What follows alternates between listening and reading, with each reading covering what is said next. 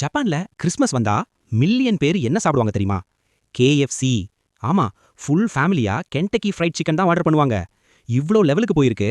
Christmas சிம்பிளா கூட kernel Sanders, அதாவது கேஎஃப்சி மாஸ்காட், சாண்டா ட்ரெஸ்ல இருக்கிறது தான். கூகுள்ல கிறிஸ்மஸ் ஜப்பான்னு சர்ச் பண்ணினா கூட அதுதான் டாப் ரிசல்ட். ஆனா கொஸ்டின் என்னன்னா, ஏன் கேஎஃப்சி? இதுக்கு பின்னாடி ஒரு ஸ்மார்ட் மார்க்கெட்டிங் ஸ்டோரி இருக்கு.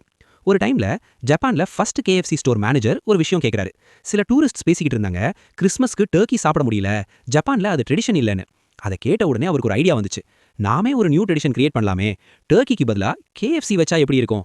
அதுக்கப்புறம் 1974ல கேஎஃப்சி ஒரு கேம்பெயின் லான்ச் பண்ணுச்சு, டர்க்கி ஃபார் கிறிஸ்மஸ். அதுக்காக ரொம்ப மணி ஸ்பெண்ட் பண்ணி ஆட்ஸ் எல்லாம் போட்டு கேஎஃப்சி பிளஸ் கிறிஸ்மஸ் ரெண்டையும் கனெக்ட் பண்ண ஆரம்பிச்சாங்க. ஆனா கொஞ்சம் ஸ்னீக்கி மூவ் பண்ணாங்க. அதட்டா அவங்க ஆட்ஸ்ல என்ன இம்ப்ளை பண்ணாங்கன்னா, இது ஆல்ரெடி யூஎஸ்ல ட்ரெடிஷன். ஆனா ரியாலிட்டி என்னன்னா, யூஎஸ்ல கிறிஸ்மஸ்க்கு கேஎஃப்சி பக்கெட் எடுத்துக்கிட்டு போனா பீப்புள் ஒன்ன வேற மாதிரி தான் பார்ப்பாங்க. ஆனா ஜப்பான்ல இந்த ஐடியா ஃபுல்லா ஹிட் ஆயிடுச்சு. இப்போ சிச்சுவேஷன் என்னன்னா, கிறிஸ்மஸ்க்கு கேஎஃப்சி ஆர்டர் பண்ணணும்னா வீக்ஸ் அட்வான்ஸ்ல புக்கிங் பண்ணணும். டிமாண்ட் அந்த அளவுக்கு அதிகம். ஈவன் ஜப்பான்ல கேஎஃப்சி இயர்லி சேல்ஸ்ல 1/3 ஷேர் கிறிஸ்மஸ்ல இருந்து தான் வருது. இதெல்லாம் கிரியேட் பண்ண அந்த மேனேஜர் பின்னாடி என்ன ஆனார் தெரியுமா? சிஇஓ ஆக ப்ரமோட் ஆனார்.